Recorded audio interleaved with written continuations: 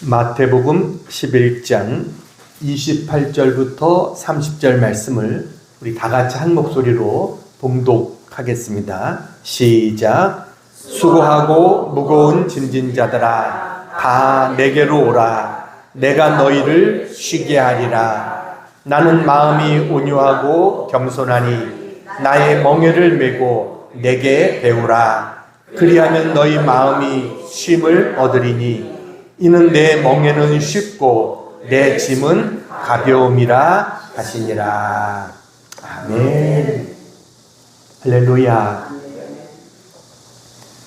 한 농부가 당나귀를 팔기 위해서 시장으로 나왔습니다. 그런데 이 성질이 고약한 당나귀가 사람들이 가까이 오자 투정을 부리기 시작하는 겁니다. 꼬리를 잡으면 걷어차고 이빨을 보려고 하면 침을 튀기고 등을 만지면 밀어붙입니다.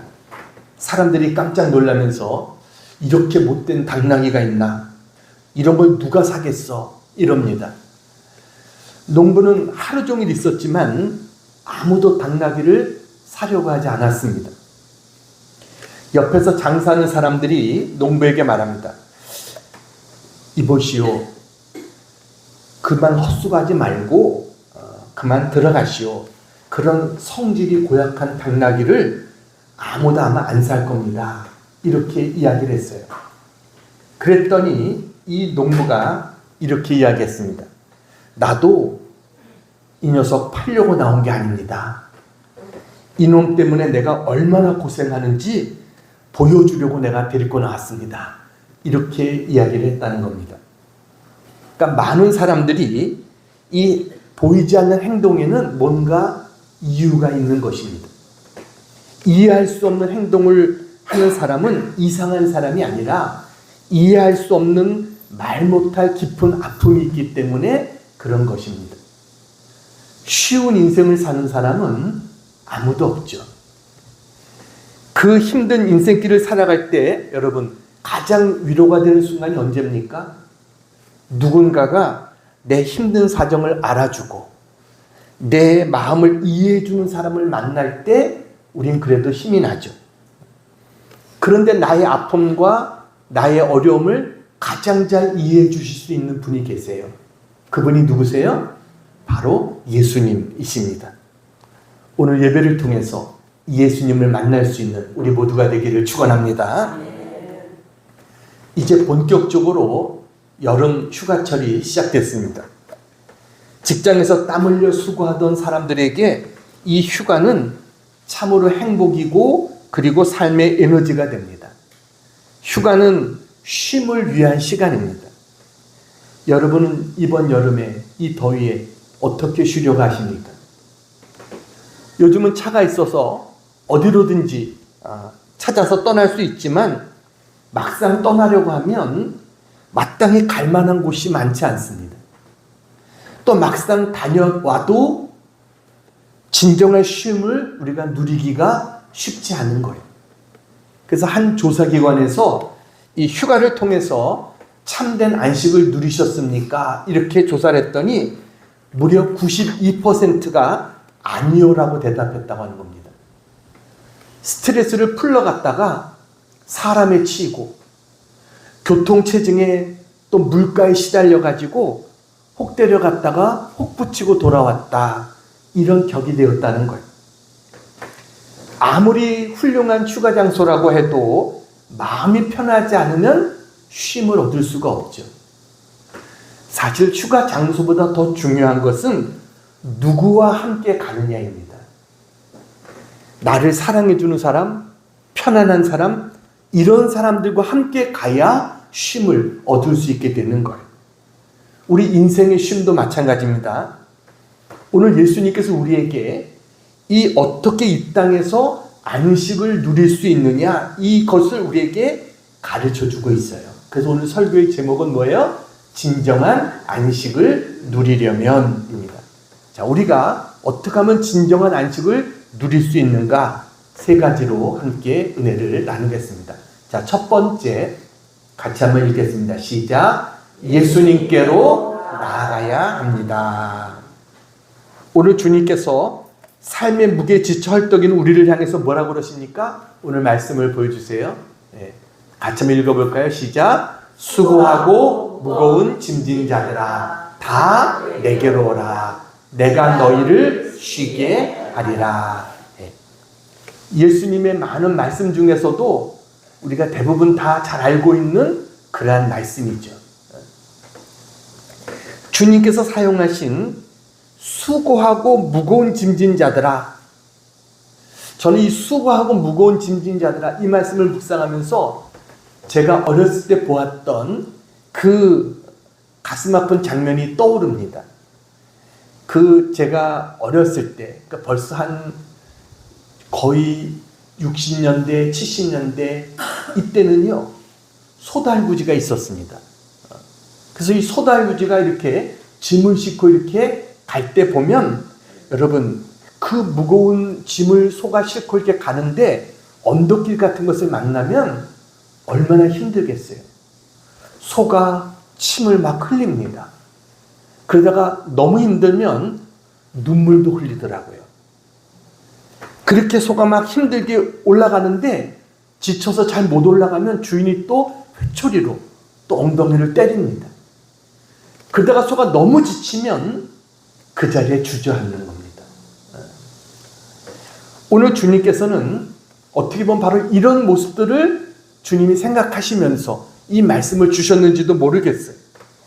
지금 우리 인생의 모습들이 바로 무거운 짐을 지고 마치 언덕길을 올라가는 이 소와 비슷한 그러한 모습이 우리의 모습이 아닐까 이런 생각이 듭니다.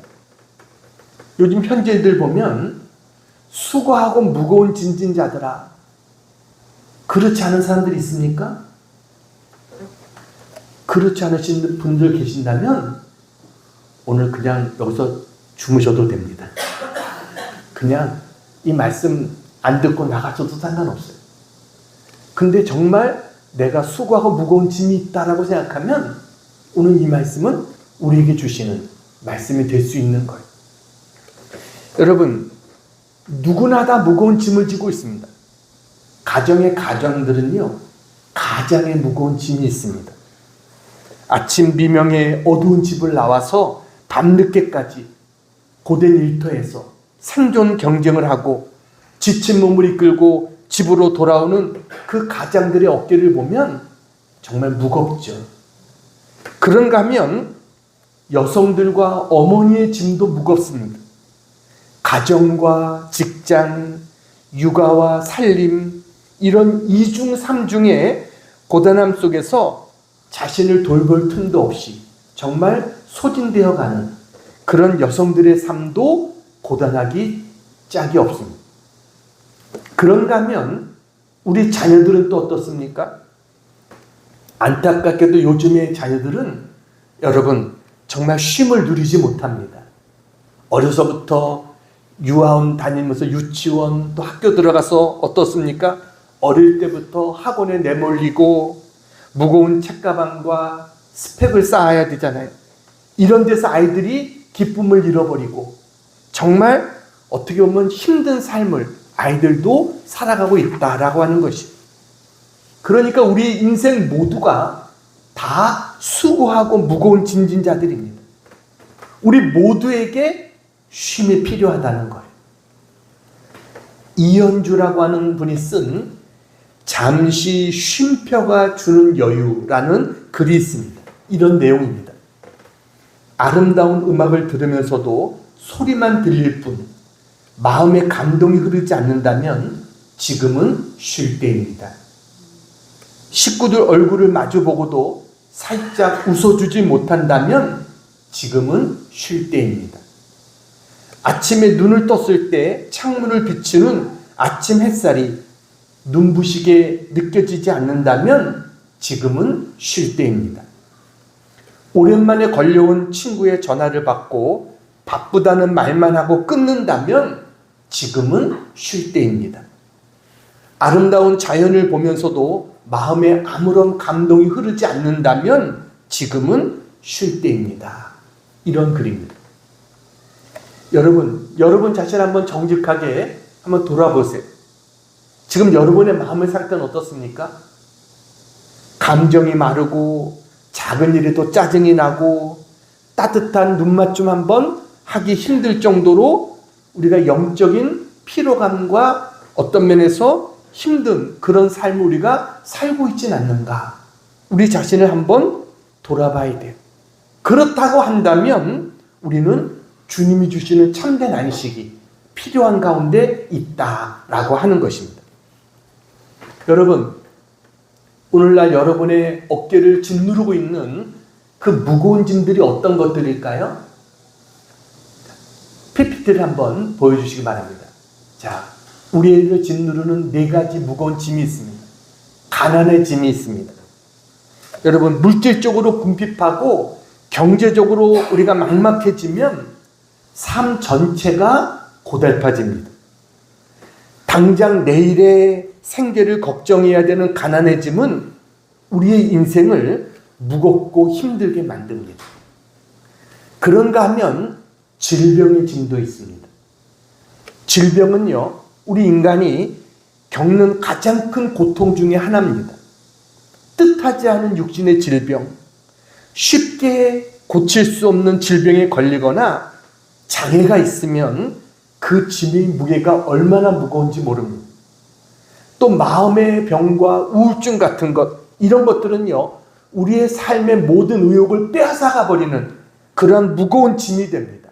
그러니까 질병은 우리에게 무거운 짐입니다. 그런가 하면 책임과 의무의 짐도 있습니다.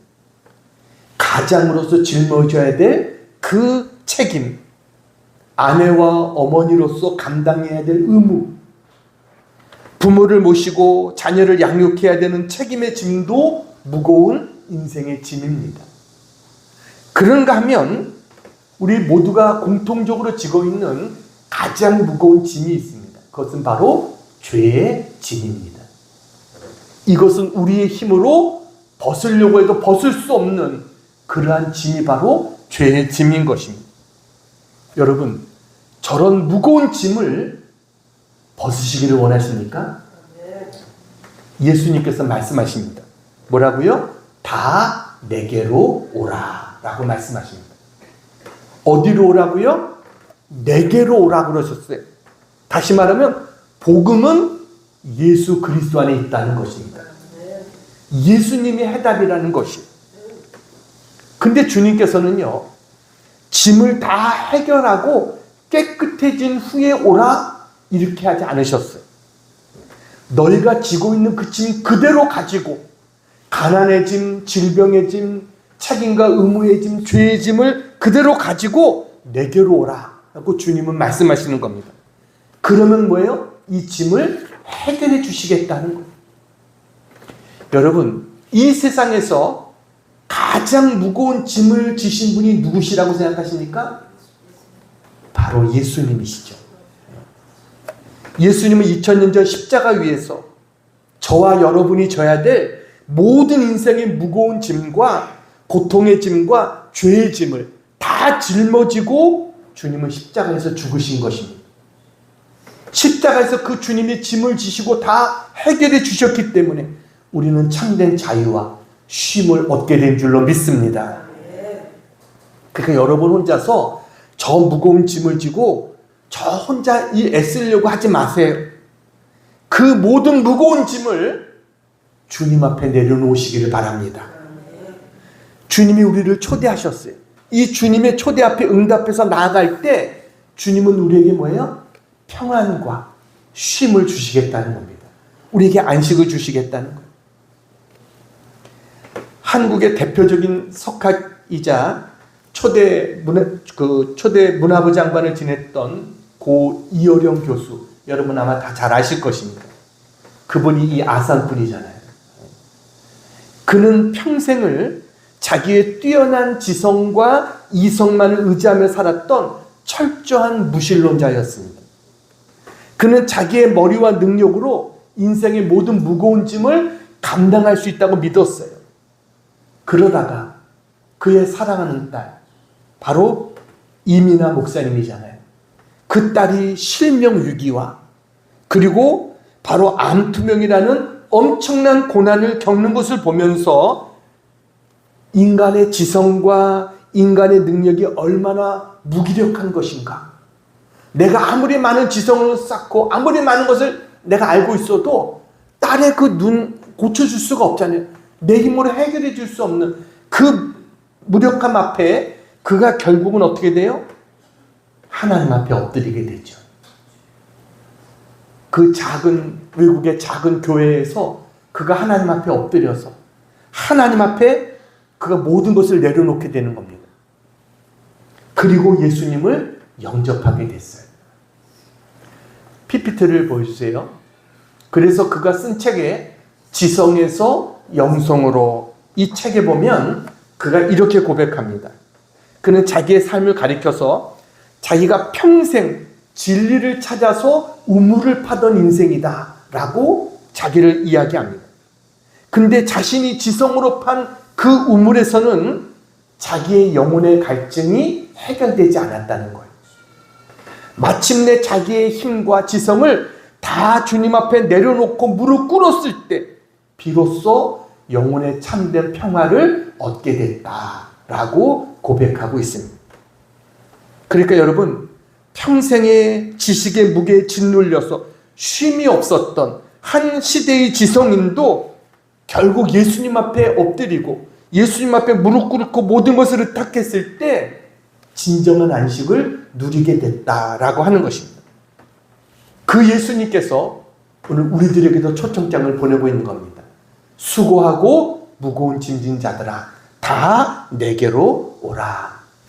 안식에 대한 첫 번째 처방은 바로 예수님께 나아가는 것이다. 자, 두 번째 같이 한번 읽겠습니다. 시작. 예수님과 함께 멍에를 매야 합니다. 오늘 예수님께서 두 번째 안식의 비밀을 우리에게 말씀하십니다.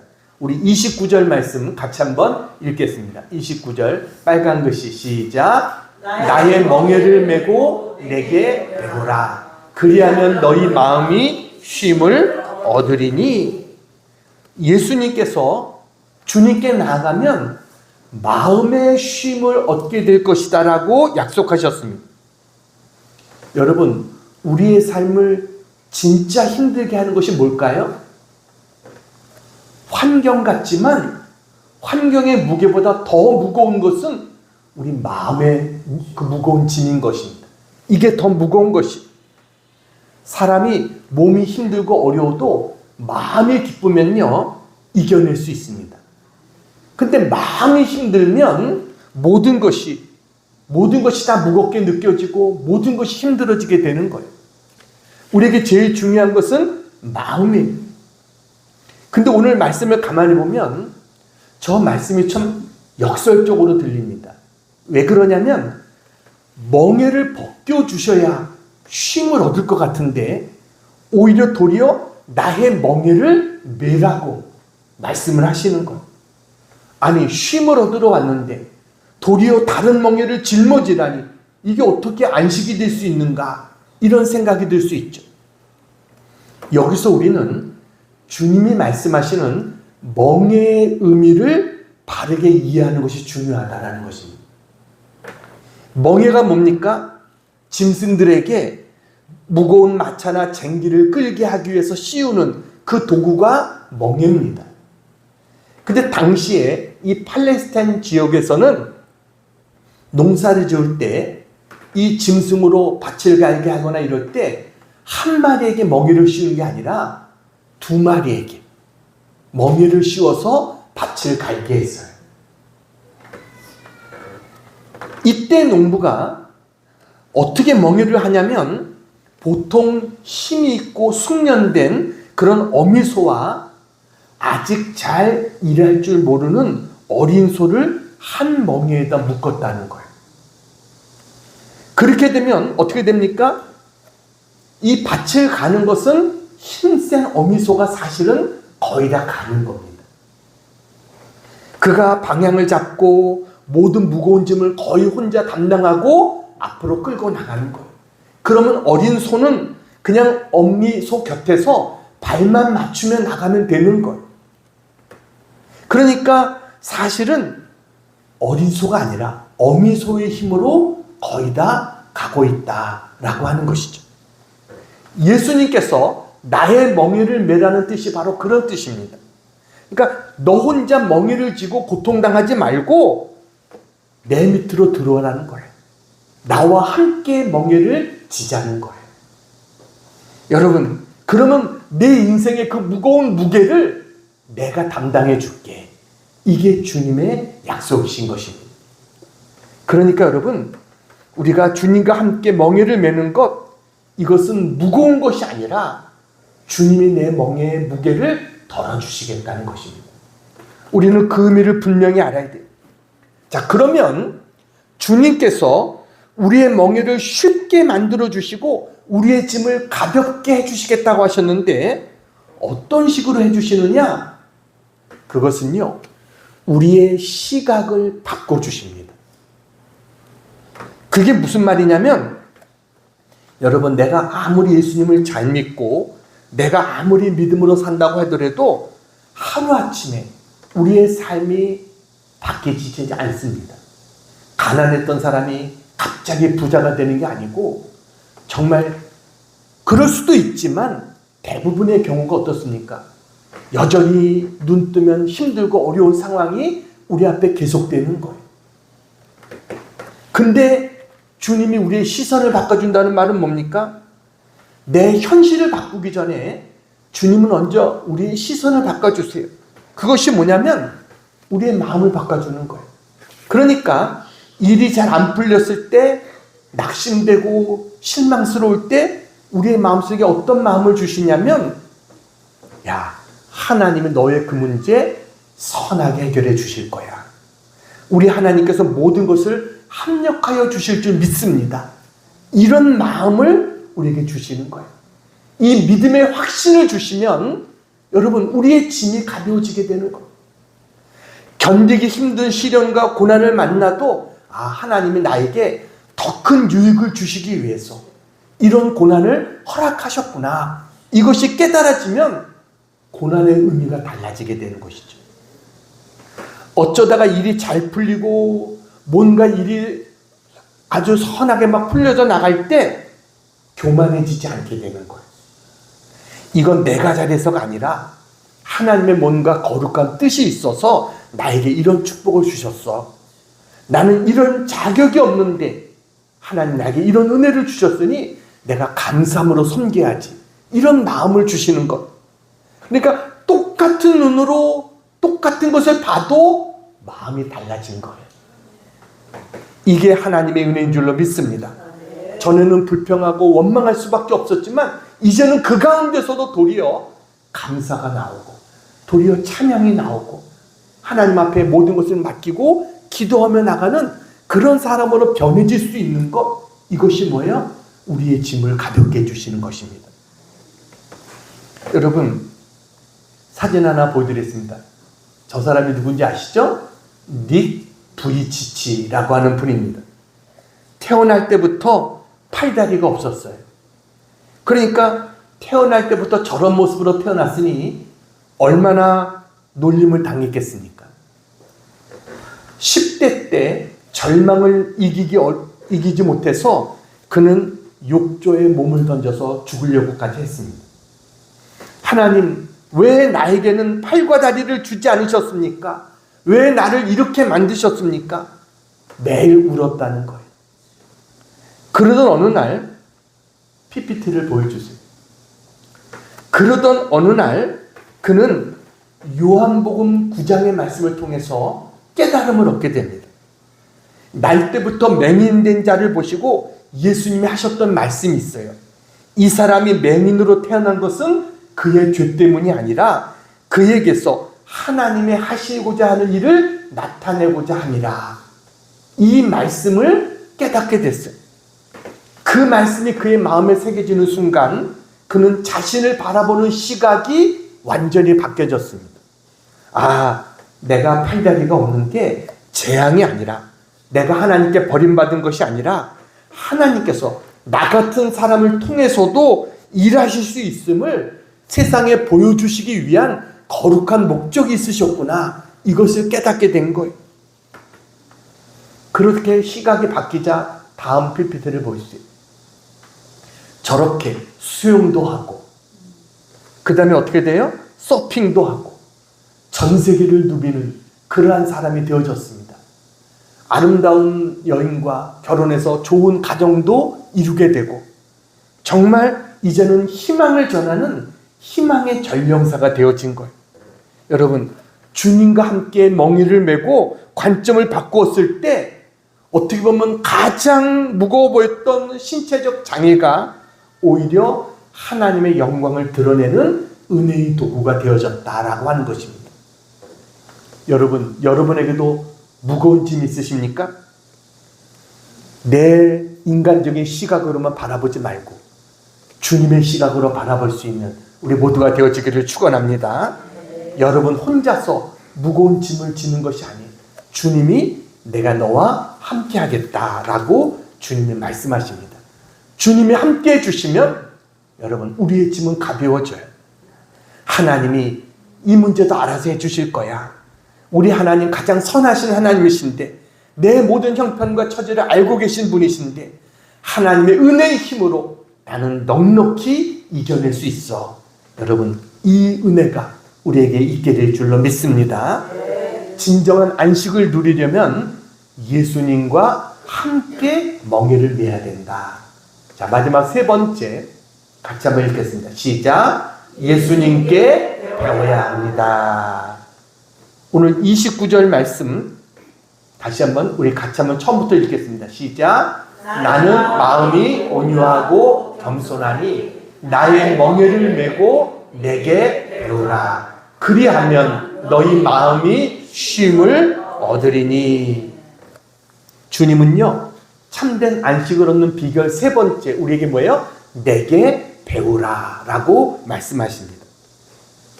여러분 이상하잖아요. 아까 안식을 얻으려면 멍에를 벗어야 되는데 멍에를 메라고 그랬어요. 또 이제는 배우라. 배우려면 뭔가 힘든 것 같은데 주님은 오히려 우리에게 배우라는 거예요.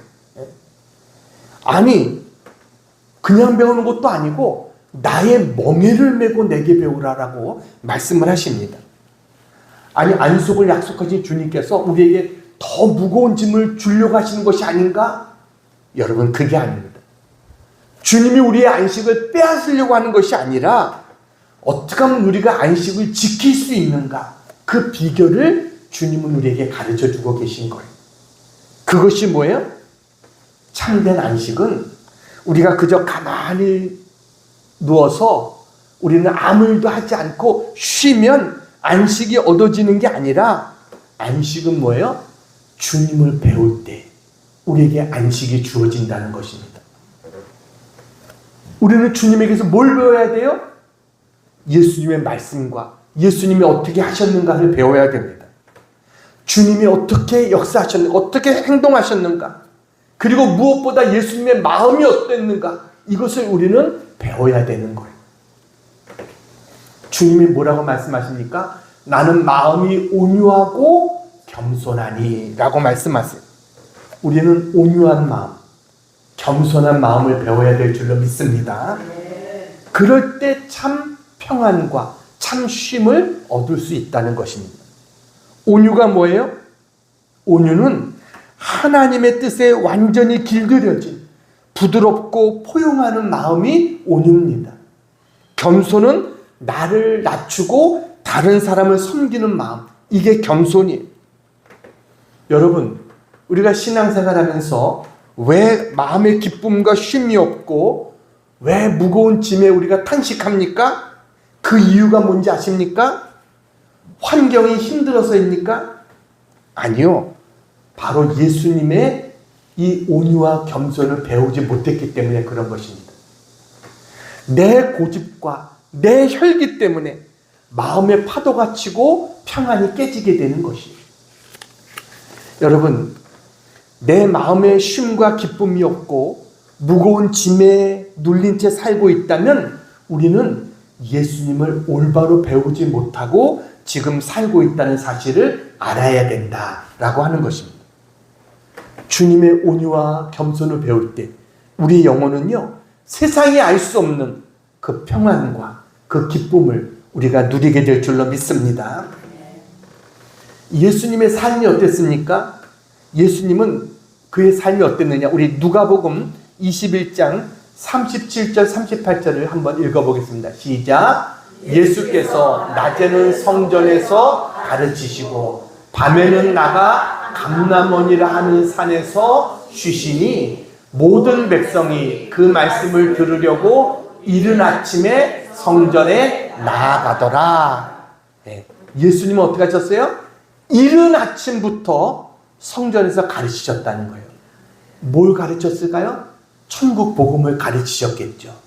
그리고 예수님은 수많은 병든 자들을 고쳐주시고 주님은 바쁜 일상을 보내셨어요. 그러다가 밤이 되면 어떻게 됩니까? 숙소에 들어가서 쉬시고 주무셨다. 이게 아니라 주님은 피곤한 몸을 이끄시고 감람산에 가셨다는 거예요. 거기서 뭐 하셨겠어요? 하나님 아버지와 깊은 영적인 대화를 나누셨다라고 하는 것이죠. 왜 그랬습니까? 여러분, 육신의 휴식만 가지고서는 영적인 필요를 풀 수 없음을 예수님께서 아셨기 때문입니다. 그래서 주님은 하나님과의 깊은 만남을 통해서 영혼의 평안함과 주님은 쉼을 누리셨어요. 우리도 이런 주님의 모습을 배워야 될 줄로 믿습니다. 오늘 현대인들에게 가장 부족한 것이 뭐예요? 바로 안식입니다. 우리는 일 잘하는 것만큼 잘 쉬는 것도 중요하다는 사실을 알아야 됩니다. 어떻게 안식할 수 있어요? 여행 가서 좋은 호텔에서 맛있는 음식 먹으면 안식이 됩니까? 신나게 유흥을 즐기면 안식이 됩니까? 여러분, 그거 오히려 그렇게 갔다 와서 더 힘들고 피곤하다 이런 사람들 얼마나 많습니까? 우리가 사는 이 시대의 가장 중요한 키워드는 속도입니다. 무조건 남들보다 빠르게 전진하고 더 많이 쌓고 더 유능해지는 것이 이 시대의 덕목처럼 우리가 여겨지고 있습니다. 근데 여러분, 우리가 기억해야 됩니다. 여러분, 속도보다 중요한 것은 뭐예요? 방향인 것입니다. 방향이 잘못되면 아무리 빨리 간다고 소용있는 게 아니에요. 오히려 돌아오느라고 더 힘들 수 있는 것입니다. 그래서 여러분, 우리에게는 때로는 거룩한 멈춤이 필요합니다. 멈추지 않으면 고장나가지고 아예 멈추게 될 수도 있어요. 우리는 하나님이 주시는 안식일이 뭐예요? 너의 삶 속에서 멈춤의 시간을 갖는 거예요. 하나님 말씀을 들으면서 우리 자신을 돌아보면서 쉬는 시간, 이것이 있어야 우리가 제대로 나갈 수 있거든요. 우리가 노래를 부를 때 악보를 보잖아요. 근데 악보에 쉼표가 없으면 어떻게 됩니까? 노래 부르다가 아마 숨 넘어갈 겁니다. 악보에 쉼표가 있는 것은 꼭 필요하기 때문에 쉬라는 거예요. 하나님도 마찬가지예요. 안식이 뭐예요? 출발점으로 돌아가는 것입니다. 출발점이 어딥니까? 절대자이신 하나님을 사모하고 그분의 음성을 듣는 자리, 이게 바로 우리의 출발점인 거예요. 이 출발점으로 돌아가야 우리의 영혼에 쉼을 얻게 되고 거기에 하나님이 주는 새 힘과 하나님의 능력을 우리가 충전하게 될 수 있는 줄로 믿습니다. 이제 한 가지 이야기하고 마치려고 합니다. PPT를 보여주세요. 네, 저분이 누군지 아세요? 서근옥 권사님.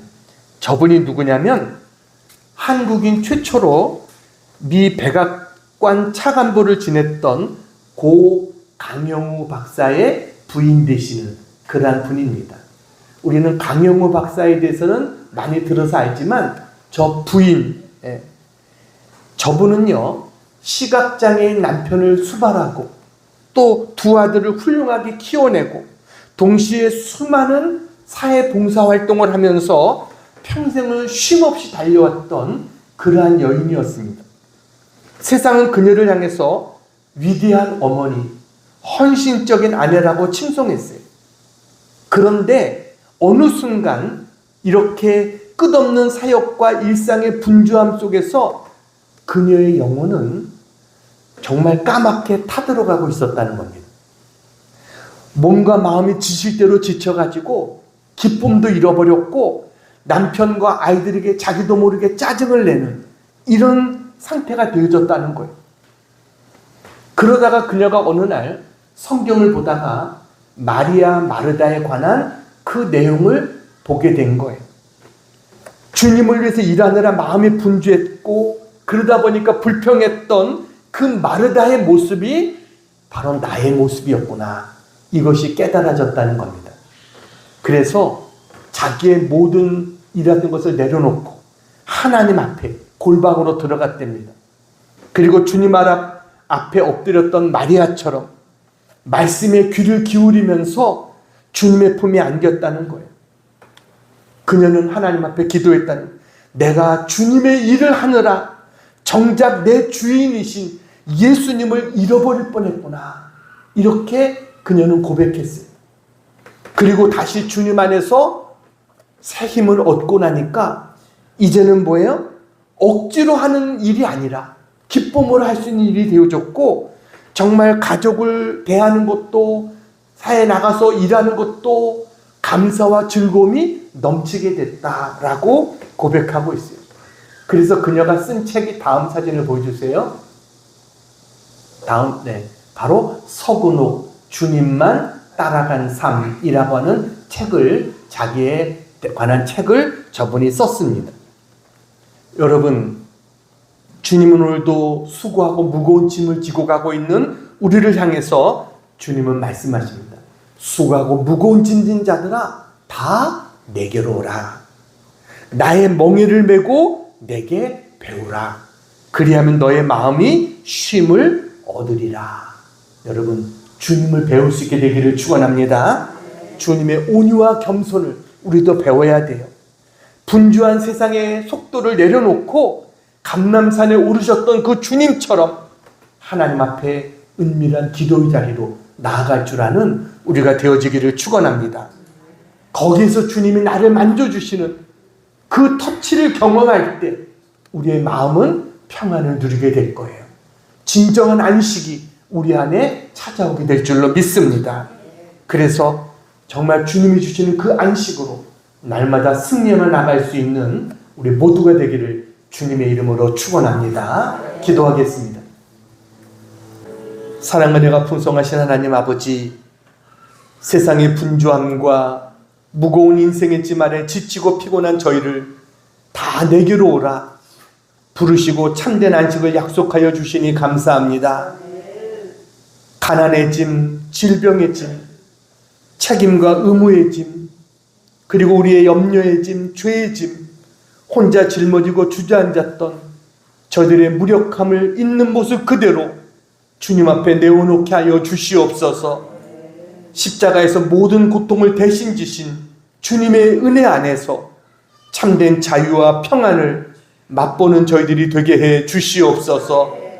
우리를 사랑하시는 주님과 함께 멍에를 메고 발걸음을 맞추게 하시고 어떠한 시련 속에서도 하나님의 선하신 뜻을 바라보는 거룩한 믿음의 눈을 허락해 주시옵소서. 세상의 속도를 잠시 멈추고 주님의 온유와 겸손을 배우며 하나님과의 깊은 교제 속에 영혼의 신령한 힘을 회복할 수 있게 도와주시옵소서. 하나님, 우리 사랑하는 모든 성도들의 가정과 일터 위에 하늘의 안식이 충만하게 하시고 주님이 주시는 힘으로 다시 일어나 세상을 이기며 승리할 수 있게 도와주시옵소서. 우리의 삶에 참된 안식이 되시는 예수님의 이름으로 간절히 기도하옵나이다. 아멘.